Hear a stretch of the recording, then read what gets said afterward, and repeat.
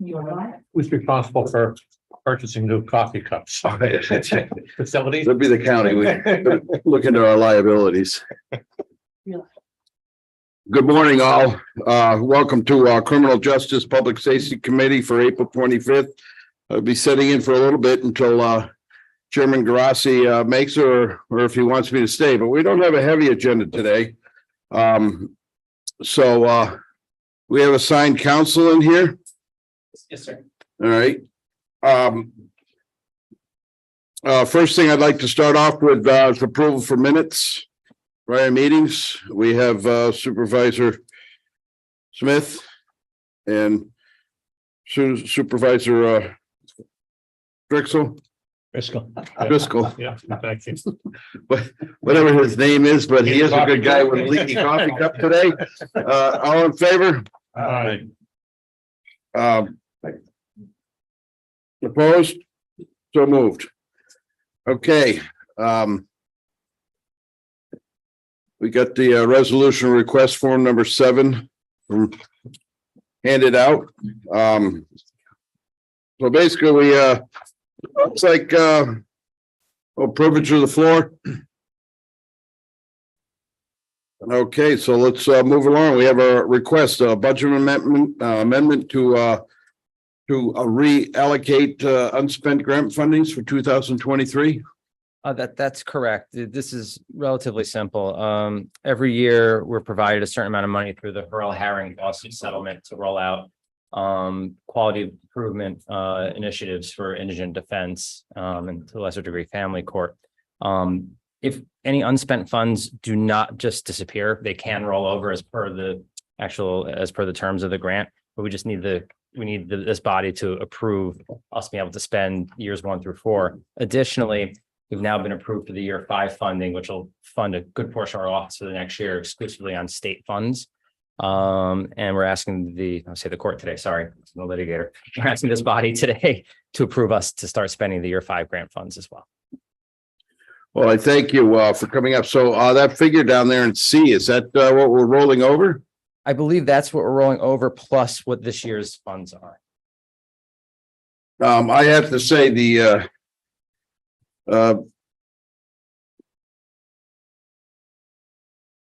indigent funding is really a great asset to represent our people that can't afford it, and they've been very gracious, and I'm very appreciative of them and for all that you do for us.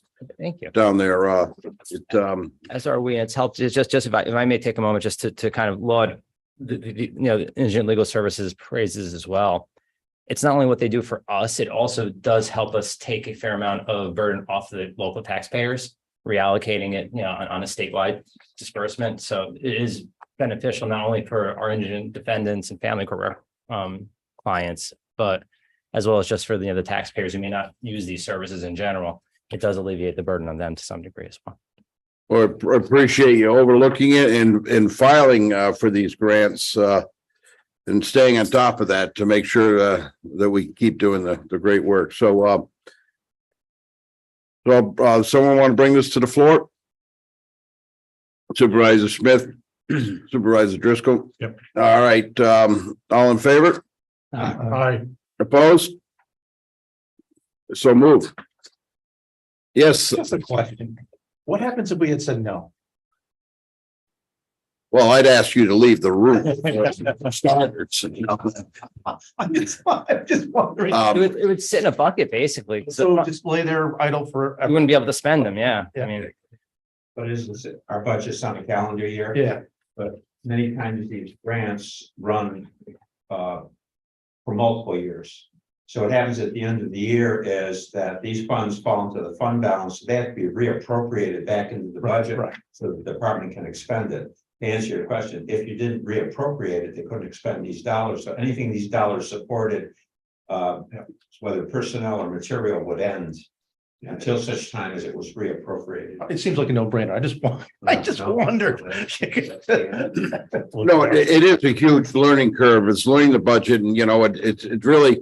The way I've always looked at it, the county has one big checkbook, but it has so many departments, and everybody has to account for really every single, it's kind of amazing how it works in budgeting and nothing can get moved without an approval. So, Yeah. I mean, an oversight is what we do. And, but that was a really good question. And thank you Supervisor Conover for explaining that in better detail than I could have ever. Private business, this wouldn't even be an issue. It would just roll right over. Yeah. Right. I just wondered. All right, sorry about that. Okay. Thank you. Anything further from me? No, and any other discussions? No, so thank you very much. Keep up the great work. We'll do. Have a good day, everybody. All righty. Let's quickly move along. We have our sheriff with us. And we have a few items on there. It doesn't look too drastic, but Sheriff, you're ready. We'll look into request number 1 to enter into agreement with Secure Watch 24 for the agency license plate reader. Secure Watch is our vendor for the license plate reader systems. We have 2 in our sheriff's office, and this contract would allow us to connect with the database server. It allows us to receive the information from the state.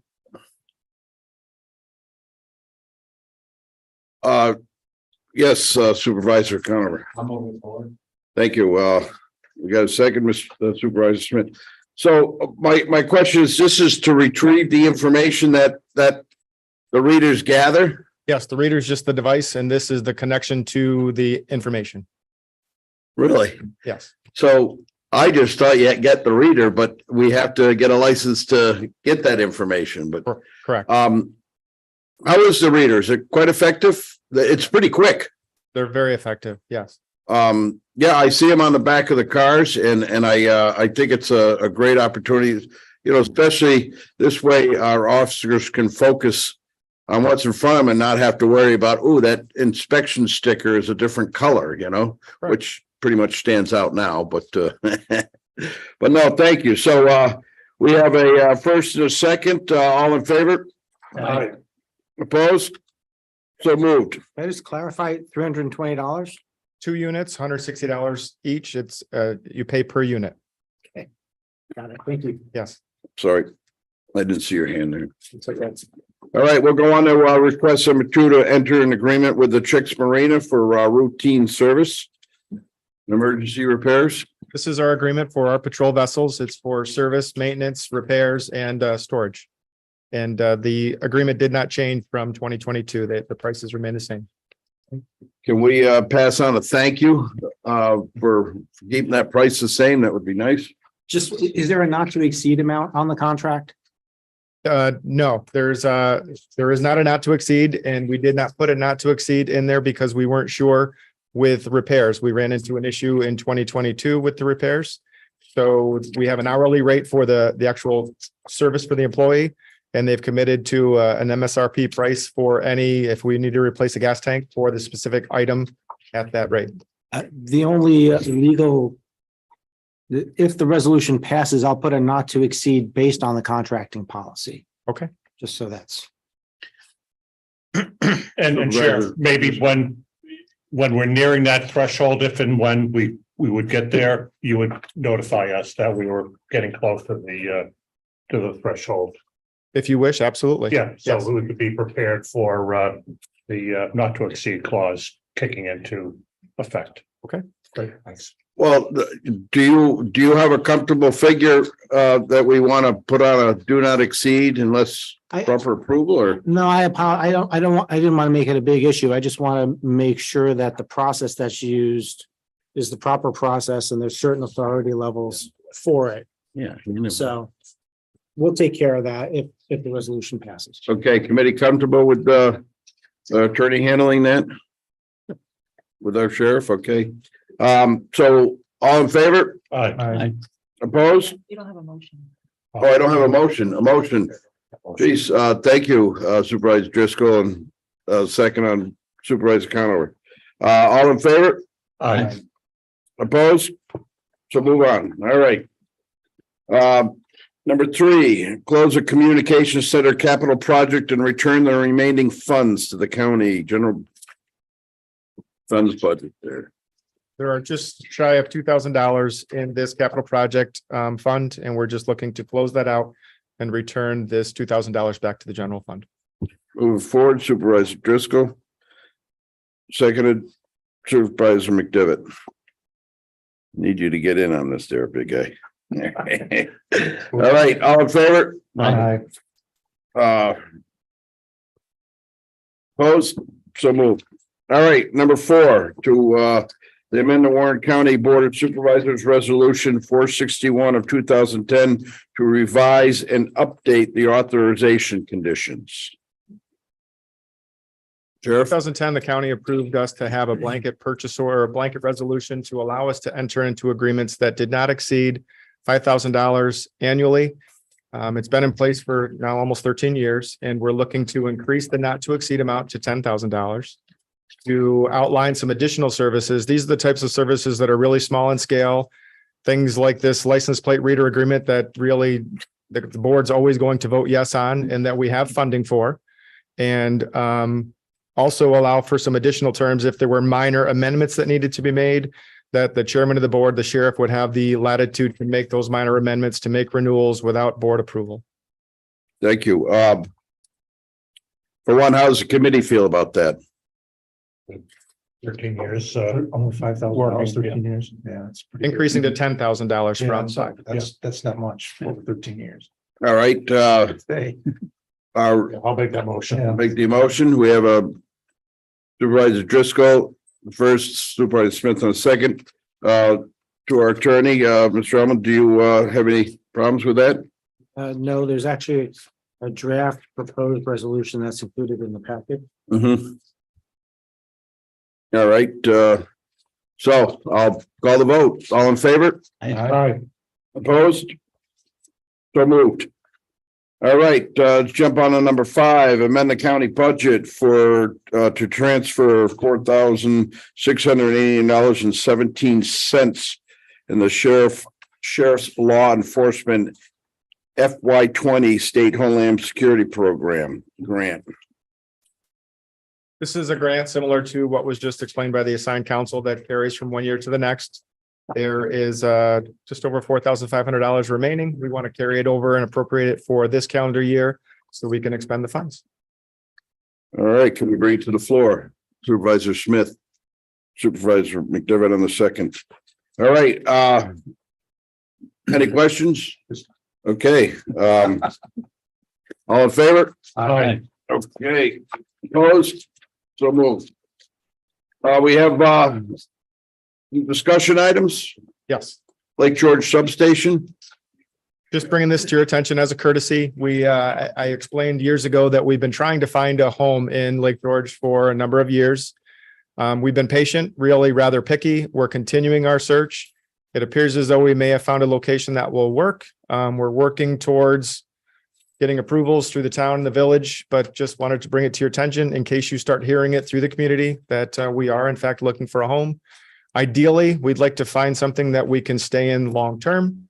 We used to have a substation below the firehouse in Lake George. And when the new fire station was built, the basement was not included in the plans, so we lost our home. And we'd like a home in every township if we could, but in Lake George specifically, we really need a full functioning station with the ability to have a data master for breath screening, a live scan station to process arrestees. Through our busy summer months, if somebody's arrested, they have to either go north or south for processing, and it creates a hardship on our staff. So we would ask if we do find a location that maybe this board works with the village and the town of Lake George for a small capital project to develop the station. And after that, I'm hoping that we can get into a location where there would be no cost to the county other than connectivity to internet, ethernet, and any other types of maintenance that would be required specific to our sheriff's office. Well, I personally think that's a good idea. Now, one of the questions I have is what happened to the old fire station? They just, like so many fire companies, they decided to build a new firehouse. And I can't speak to why we were not included in their plans. I just know that we lost our home. I mean, did they tear down the old one and rebuild a new one? That's what I thought they did. And it's a shame that they didn't. I mean, because well, there was the Lake George police that was there for the longest time and the sheriffs, but due to the amount of tourism and the traffic and everything goes up there, it would be a really an ideal location to have a substation. I just read in the paper this morning, Washington County hooking up with Fort Edward, which I think was a good move since they left. But maybe the village can help us out more in a more favorable way of saying we'd like your presence here, and we'll allow wherever we can get you. Any ideas where they've been thinking? There are municipal properties that we're looking at, and it's not been an issue with the town or the village. I think they would like us to have a home. They've made a couple offers, but again, I think it goes back on my shoulders. I'm trying to be respectful of the community. We would not want to have a working police station in a residential area. It can create some noise, and we wouldn't want to have that near some homes. So we've been patient, and it looks as though we may be heading in a positive direction. I don't want to speak for the town or the village yet and announce that location. But as soon as we come to an agreement, if we do, obviously this board would be definitely made aware. Well, let us know if there's any further help you need from the board here, because we'd and speak for myself, I'd be personally happy to see this. Yes, Supervisor. Yeah, and given the tourism connection, mind that the other sources of funding. Okay. If not in whole, at least in large part, they could help with capital on the capital side. Good point. Thank you very much. Okay, any other discussion on that? All right, let's move on to the occupancy tax funding special events. Yes, I've never asked for occupancy tax funding for our overtime. We put out a tremendous amount of work for Balloon Festival, Americade, car show, some triathlons annually. And some discussions have been starting relating to occupancy tax funding. I know that each year we don't budget, I want to say we under budget overtime expenditures, knowing that there's going to be excess funding in salaries regular, so that oftentimes balances out. As years have been going forward, the demands on our sheriff's office and the overtime spending has increased. So I know that the conversations have started as a means to try to alleviate some of that. I think that it's a good use of that funding, because our sheriff's office absolutely supports tourism, definitely supports these events. When we're doing so, we're not just focused on public safety, but we're also looking at quality of life and support of these events. Jesus, another great discussion item. Committee? Anybody want to chime in on this? I personally think it's another great idea, because I know the DPW is looking in, especially for the balloon festival, into the ox tax, and I don't know how everybody else feels comfortable with that, but your presentation sounds like there could be some funding along with that too, because I know things do pick up at certain periods of time, especially the summer, but I know you've keeping busy on that, so let's keep that discussion item going. And I can just add, if I could just add, Chairman, from a legal perspective, I don't think there would be any issue. We've had these discussions a number of months ago, and I believe there is a very clear way to distinguish expenses that are related to tourism activities in Warren County, and especially special events, that keeps it within the requirements for dedicating occupancy tax funds for that purpose. So that we've already looked at that issue, and we believe there's a way to make it work. Okay. So with that being said, would the committee feel comfortable moving this on to the occupancy tax committee? Are we able to do that? Well, I think a proposal has to be put together. Maybe, I don't know if the committee wants that to go straight to occupancy tax once the sheriff puts it together, or if the committee wants to see it first and then have it go to occ tax. It would certainly be more efficient. I could come back with an actual proposal. We're working towards a plan to code the overtime hours so we can know exactly to the penny for each event, what we're spending. Looking at years past, we're going through to try to do our research and really hone in on figures so we can give you accurate numbers. We'll make a proposal, and I think from that you can take it and move it to the occupancy tax committee. So everybody comfortable with that and putting up the proposal together and bringing it back to our committee and then looking at there, that's the way everybody wants to go. Or this committee could vote to have it go straight to occupancy tax if you're okay with the sheriff doing that. Well, yeah, I'm reaching out to get the feel of the committee. Yeah, I think he goes straight to them. I don't know what we're gonna do other than say, hey, this came from us. It's left hand, right hand stuff. And I don't know the rules for the occ tax, but there's gotta be an applicant and everything like that. The applicant would be the committee or the sheriff. If it's a sheriff, I think you got a better chance of showing, it'll be quicker for you anyway. I'll do that. That's my opinion. That's a very good statement. Supervisor Smith, I like that idea. Thank you, Supervisor Chairman. Driscoll. Sheriff, I would just ask you to include, not just focus on the balloon festival, but all of the major activities, Americade, a variety of other things that happen throughout Car the show, yeah, there's car so show. many. I mean, I Okay. don't know how you are for the special events in the winter time, but I'm sure the winter carnival and, you know, It's a lot easier for us through the winter months, definitely. We have some, but we get through them.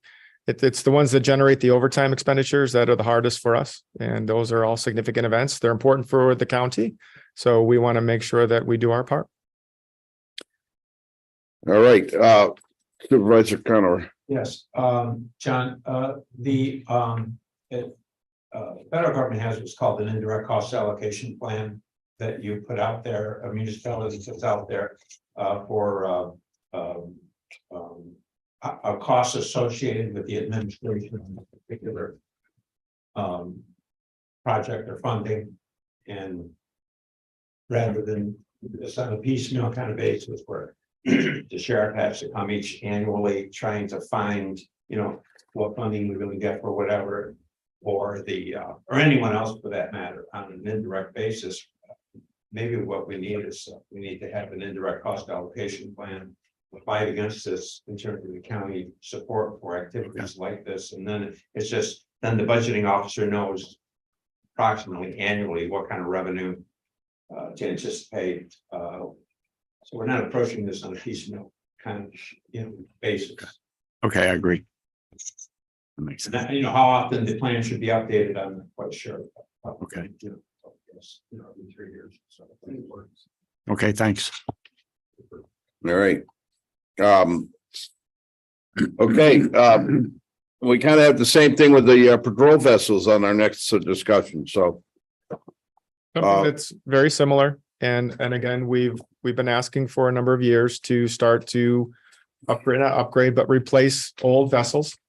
And through that, there was a conversation not so long ago for potentially using occupancy tax funding. I don't know if it has been researched or something has changed, but I think maybe there were some concerns before. I will say that it definitely supports tourism on our lakes and our waterways. And it is a significant expenditure for the county to replace these vessels. They're considerably more expensive than a patrol vehicle. We'd like to get into a program where we start to, gradually rebuild. We don't want to try to do it all at once. But if it is an option, if it's legally allowable, permissible to do, maybe we could take a look at occupancy tax funding for these purchases as well. How does the committee feel about this? Well, if we could have some, Maybe a little bit of discussion.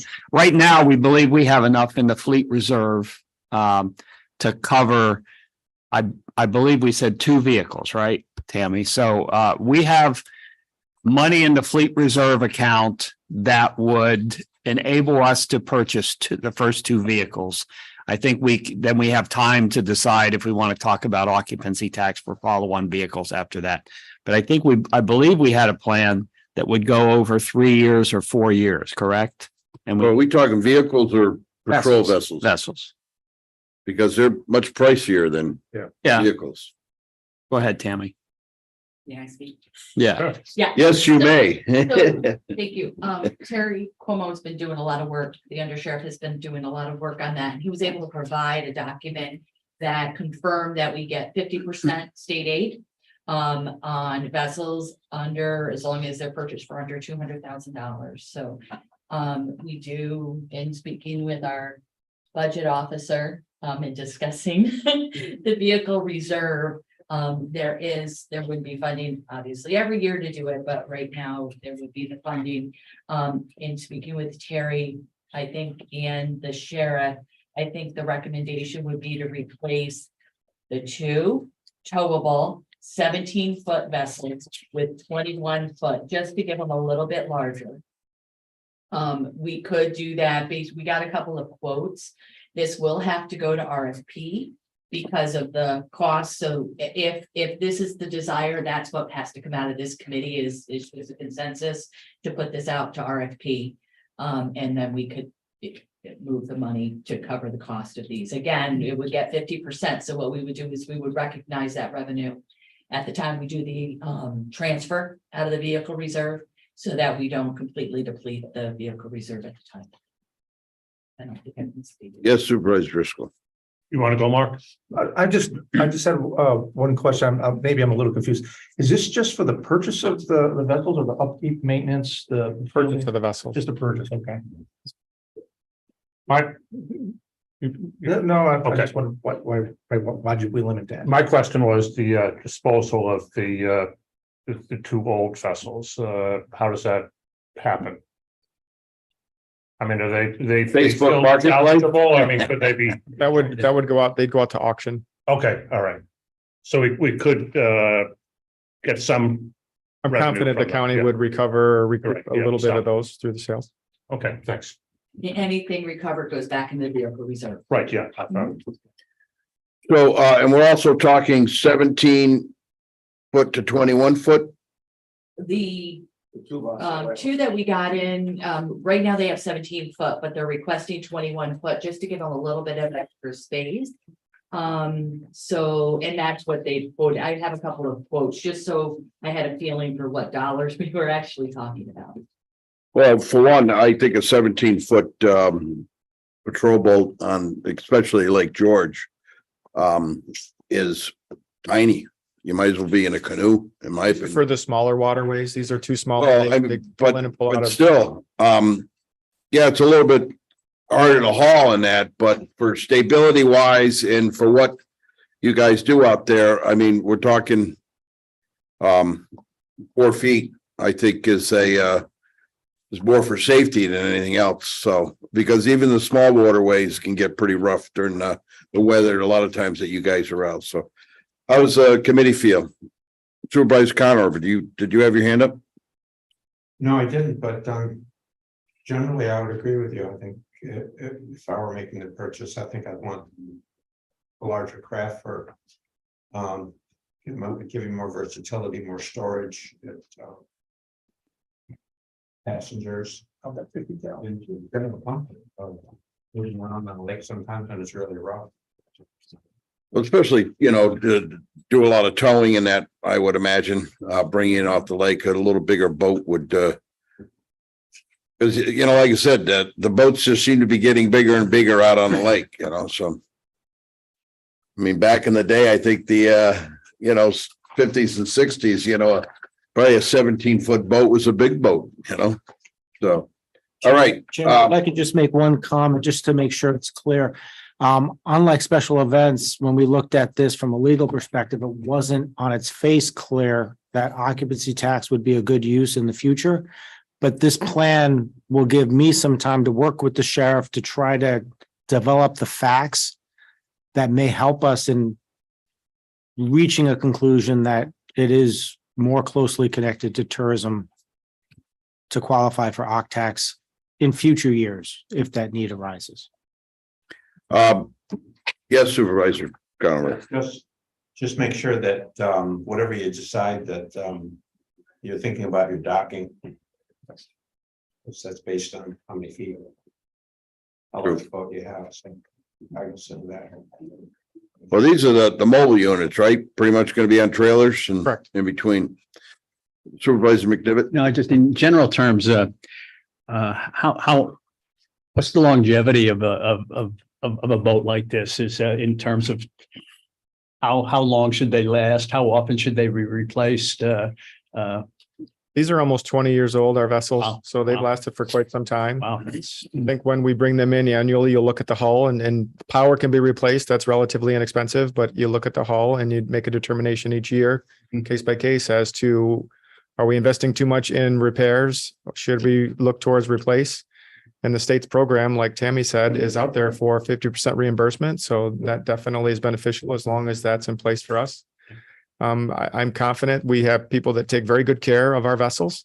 So I'm confident these would last for a number of years as well. And, it will all depend on the product that we receive and how well they're cared for and the conditions that we take them out in. That's, So does the committee feel comfortable in starting a RFP on this? To keep the ball rolling, we are coming into our season. After, the attorney and everyone's got together and then develop the RFP after that. How's that, how we want to go? No, I think the sheriff is just looking for a consensus so that he can coordinate with purchasing and with the administrator's office to get the RFP out as soon as possible. We don't have to act on the RFP, No, he's just but looking for it guidance. just kind of, to me, it kind of just starts the ball rolling. And so when we're ready, Supervisor Conover? Yeah, we should proceed. If you want to canvass the committee, say let's proceed. Let's go. Okay, To put things in perspective, I'm sorry to just jump in, but if we were to purchase these vessels today, we would not have them to put on the water for this summer season.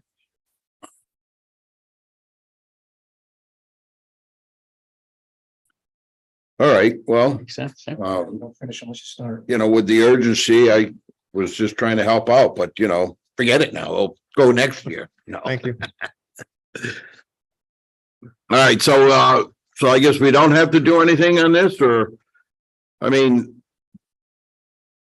you wouldn't be able to put them on this year, but I mean, it's going to take time to get them ready, fit them up, or do they come? I think it's a matter of, Mr. Chairman, I think it's a matter of the wait time. I think it's about a 9-month from order to delivery before you're going to get the boat. So what we want to do is we want to move forward now, if possible, with an RFP so we can approve an order, get the 50% funding, and then get it in place so that it, the delivery comes when we need it next year. All right, that sounds fine. So we're going to still move forward. So, Thank you. all right, do I need a resolution to put an RFP together? No, I think we do. So it's just a discussion item. Right. Okay, there's no pending and referrals. Is there anything else you'd like to add? I have nothing more for you unless you have questions for me. Any questions for our sheriff? Any public discussion or anybody want to say anything? Supervisor Thomas? Thanks. I believe I budgeted 75,000 of occupancy tax for this year for the special events from the sheriff's department, and I believe it was 25 or 30,000 for DPW.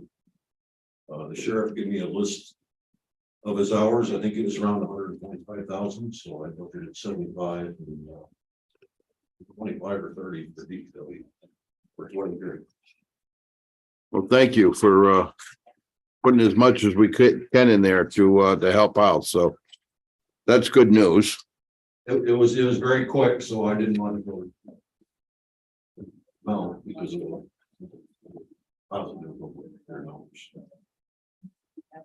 Thank you. All right, is there anything else for the sheriff? Well, Sheriff LaFar, thanks for you. coming up and taking your time. It was a great committee for you today. Have a great day. You too. Be safe. All right, anything else for criminal justice today? All right, I make a motion to end. Adjourn. Right, Driscoll, like Conover. All right, thank you all.